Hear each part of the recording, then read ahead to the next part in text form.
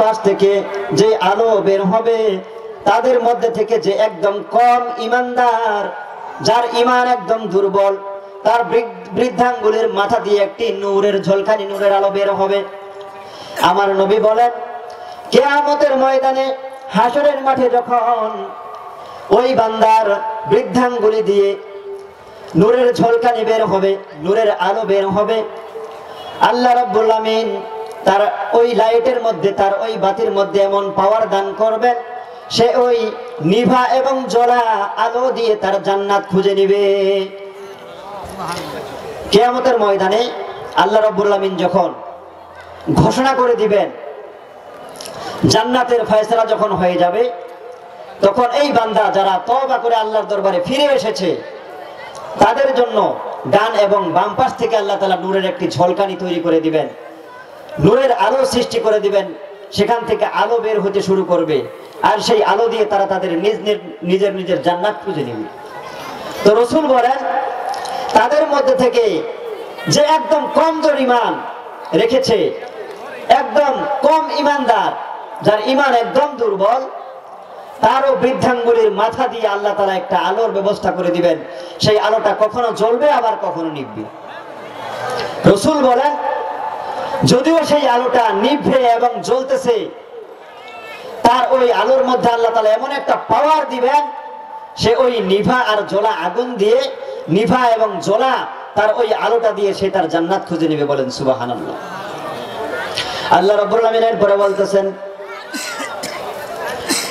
ইয়াকুলুনা রাব্বানা আতমিম লানা নূরানা ওয়াগফির লানা।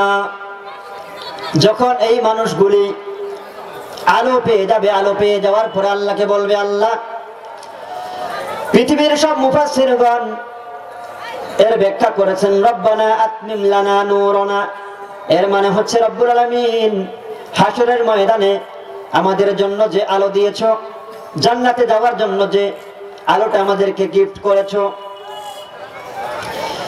তোমার কাছে আবেদন প্রভু, জান্নাতে যাওয়ার আগে যেন আমাদের এই আলোর ব্যাটারিটা যেন ডাউন হয়ে না যায়, এই আলোটা যেন ফুরিয়ে না যায়, জান্নাতে যাওয়া পর্যন্ত তুমি আমাদের এই আলোটাকে বর্ধিত করে দাও, আমরা যেন এই আলো নিয়ে জান্নাতে যেতে পারি। এরপরে তারা আল্লাহ রাব্বুল আমিনকে বলবে, ওয়াগফির লানা যুনুবানা ইন্নাকা আলা কুল্লি শাইইন কাদির। আয় রব্বুল আমিন, আমাদেরকে তুমি ক্ষমা করে দাও, নিশ্চয়ই তুমি সমস্ত কিছু করার ক্ষমতা রাখো। প্রিয় ভাইরা, সূরা তাহরিমের আয়াত নাম্বার 8, এই আয়াত দ্বারা আমরা বুঝলাম আল্লাহ রাব্বুল আমিন তওবাকারীকে বেশি পছন্দ করেন। কাকে পছন্দ করেন বলেন? আল্লাহ রাব্বুল আমিন বলেন, ইন্নাল্লাহা ইউহিব্বুত তাওয়াবিন, তওবাকারীকে আল্লাহ রাব্বুল আমিন পছন্দ করেন। মুফাসসিরগণ বলেন, তওবার রুকন হচ্ছে 5টা। কয়টা? 5টা রুকন। 1 নাম্বার, আল্লাহর জন্য তওবা করতে হবে। কার জন্য তওবা করতে হবে বলেন?